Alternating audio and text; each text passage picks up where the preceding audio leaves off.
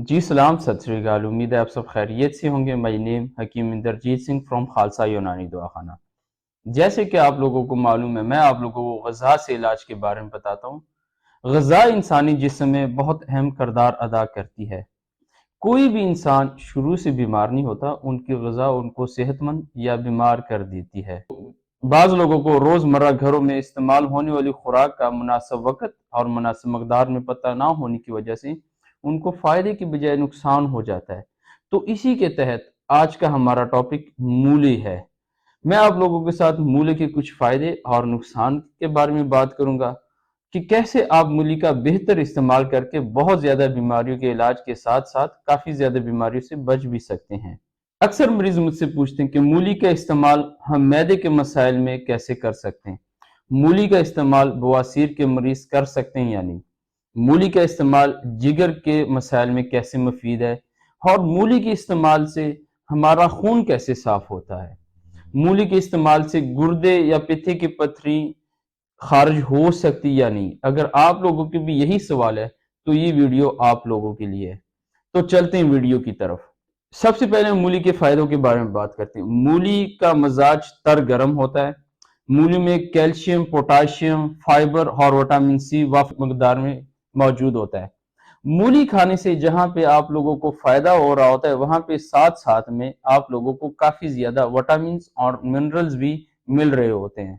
मूली का इस्तेमाल मैदे के मसाइल में बहुत ज्यादा मुफीद है। अगर किसी को गैस, कब्ज, बदहजमी हो तो वो मूली का इस्तेमाल करें।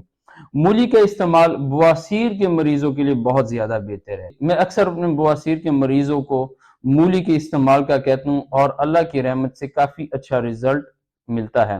बवासीर के मरीज अगर 1 महीना मूली या मूली का पानी निहार मुंह इस्तेमाल करें तो इंशाल्लाह बहुत अच्छे नताइज मिल सकते हैं। मूली का इस्तेमाल जिगर के लिए बहुत ज्यादा मुफीद है क्योंकि मूली पेशाब आवर होती है और मूली खाने से जिगर की गर्मी पेशाब के जरिए खारिज हो जाती है। और जो पीली अरकान के मरीज है वो भी मूली और मूली के पत्तों का 1 महीना इस्तेमाल करें तो अल्लाह की रहमत से बहुत ज्यादा फायदा होगा। जिन मरीजों को गुर्दे या पित्ते में पथरी हो वो लोग भी मूली के पानी का इस्तेमाल करें क्योंकि मूली पेशाब आवर है और आपकी पथरी पेशाब के जरिए खारिज हो जाएगी। मूली मुसफ़ी खून भी है। मूली खाने से आपके चेहरे पे दाग धब्बे छाइयां खत्म होती है। मूली खाने से आपका फेस ग्लो करता है और जिससे आप हसीन और खूबसूरत नजर आते हैं। तो चलते मूली के नुकसान की तरफ। मैं अक्सर एक बात करता हूँ कि अल्लाह ताला ने जितने भी हमारे लिए खुराक की चीजें बनाई है ये नेमत है, लेकिन अगर इसका बेहतर इस्तेमाल किया जाए तो हमें बहुत ज्यादा फायदा होता है। और इसके बरअक्स अगर हम इसका इस्तेमाल सही से ना करें, मुनासिब वक़्त में ना करें, मुनासिब मकदार में ना करें तो हमें फायदे की बजाय बहुत ज्यादा नुकसान भी हो सकता है। जैसे मूली के बहुत ज्यादा फायदे हैं, यहाँ पे मूली के नुकसान भी है। मूली का इस्तेमाल अगर आप सूरज गुरूब होने के बाद करते हैं तो आपको फायदे की बजाय नुकसान हो सकता है। आपके मैदे के मसाइल बढ़ सकते हैं।